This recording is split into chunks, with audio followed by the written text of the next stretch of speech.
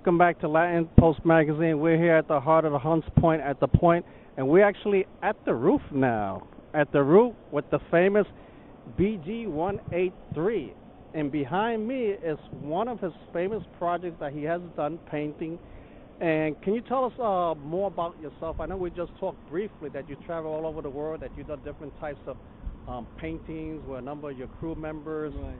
Can you give us a little bit more about yourself? Okay, so, born and raised here in the South Bronx, still living in the South Bronx, and still paint in the South Bronx. I did work for the Smithsonian. I did work for the Bronx Museum of the Art. I also got work hanging in the World of Coca-Cola. And it's a good thing about graffiti is like a born American art form that was born here in New York City, in the Bronx. So basically, when I got into it, it was already there. I saw it in the early 80s when I was going to high school, and I just fell in love with it. I did artwork, I did finger painting, I did black and white, chalk, all that kind of stuff. So graffiti originated from the Bronx, the heart of the Bronx, the South Bronx? The South Bronx is the hardcore. You ask anybody in the world, they know graffiti started here in the South Bronx. So, so when I got into it, it was it was exciting. You had to get chased by police. You had to steal paint, because we were born poor. We didn't have no money, so what you had to do is go to a nearest hardware store and take paint. When you travel around the world, I know you told me you've been to China, you've been to Switzerland, you've been to Poland. You had some experience in China. How was the crowd there when you got to China, being from New York, from the Bronx, the boogie down Bronx? How was their reaction when you went into China? Oh, their reaction, is basically, they look at you like you from New York, and they, the younger generation that listen to hip hop, they will follow you all the way around because they say, oh wow, this guy's from New York City, and they want to see how you dress. If you're wearing your baseball cap to the left or to the right, or what you're wearing. It's like the lifestyle is I noticed that it's not where you're from, it's where you at, and you see that everybody's almost the same. It's just the attitude is different in the language. Did you do any painting there? Yeah, of course. We get to travel because people still love the work of TAYSCRU as a group. You travel as a group. I know we talked earlier as a group. How many of your members are in the group? And the member of the crew, we got Bio, Nisa, and you got How and Nazem, and then myself, BG183, and we get accepted, with open arms. Here in New York City, they don't have this kind of service that they have overseas, and in Europe and here. So you don't get the support in New York. Right, they rather lock you up for writing graffiti here. So that's a difference. Over there, they will pay for your airline ticket. Yeah, and it's people when they come to Europe, to here to the South Bronx. That's what they want to see. They want to see graffiti on the subway. They want to see the hardcore about the life in New York City. In the 80s, there used to be a lot of graffiti. Now you don't see much graffiti at all. And I know at times, sometimes you pick up the newspaper and you see that someone is doing graffiti on the walls or whatever. Do you think graffiti is coming back into New York? Yeah, I feel that graffiti haven't left. It's just you don't see it. People still write on the subways. But what they do now, they take it out of service really quick. But graffiti's still here. It's mostly in canvases right now. You see it in advertising. You see it in video music. You see it in the movies. You see it everywhere. So graffiti haven't died. It just moved to different. And the places where you travel around the world, where were you accepted the most? Oh man, I think everywhere that I went to, we were, graffiti is accepted. I got accepted with open arms because of where I'm from. I'm from New York, and especially when you say you're from the Bronx, New York, it's like an open arm. They treat you wow, what it is. I think it could be from the movies they see, so they see that I'm from there, right. And they're like, oh, it's really exciting for them, and I feel great because my first trip that I took to Europe was in Ireland, and they had told me don't talk religion. because it's not going to be good. You got the Protestant versus the Catholic. Don't talk. So I went there kind of nervous, but when I got there, it was different. Like it was beautiful. It was the island of emerald green. I had a great time. It just, I think when you get to travel, like, I'm born and raised here in the Bronx. When you travel for the first time, you have that fear. But when you're there, it's just the same. Where was the last place you traveled? The last place I traveled was in Poland. We actually did a big project there. And how long ago was that? And that was last summer in August.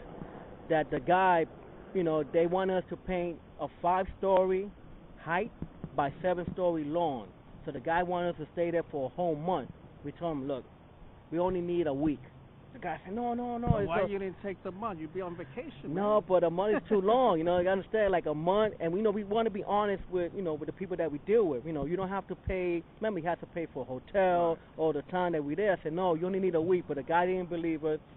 We went there to do the project. 5 of us in the crew, TAYSCRU, and we did the job in 4 days. I know this project back here. Can you tell us a little bit more about this project? This here is like something like, we do personal. Like I wanted to create like puppets, basically characters, so, and doing my name like it's hanging with hands and everything else. So that's how the project came about. So everything here is all done with spray can. There's no stencils. It's all freestyle, without even scaring. You just go up there and I paint. I do the nails. I do the hands. And how long did it take you to do this? This whole thing, total of, I think 5 to 6 hours. And how long ago was this done? This was done like about, I would say, a month ago. I did this work. What I do is I come out with the idea. I lay it out roughly, a sketch, and then I just pull out my colors and I just come up here and have fun. So do you do teaching? You teach kids around the community, or basically you work independent with the crew? There's days that we do lectures in high school, elementary schools, and junior high school. We go in there for like an hour or two. We talk about how we lived as graffiti artists when we was young, and how we changed and got into a business part of it.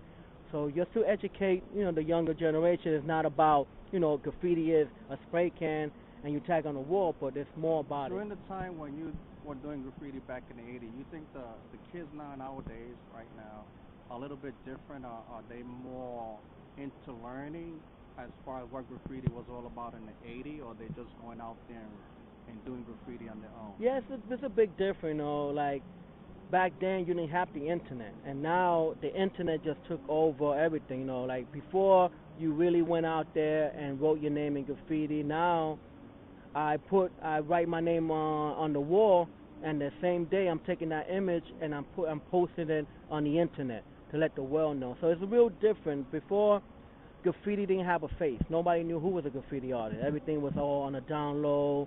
Nobody knew who was who. But now everybody has a face. Where are the other projects that you have done as far as around the city, besides the other places around the world? We had done motorhome RVs for health plans. We done movie backdrop. We done, local neighborhood stores. Manhattan, Brooklyn. You done any graffiti for any rap artists? Rap artists like Fat Joe, Missy Elliott, from the Grandmaster Flash, from African Bambaataa back in the early 80s. I think we was one of the first to do stuff for African Bambaataa in the early 80s. So we was doing graffiti, and now you see it in music video, but we was doing that in the early 80s.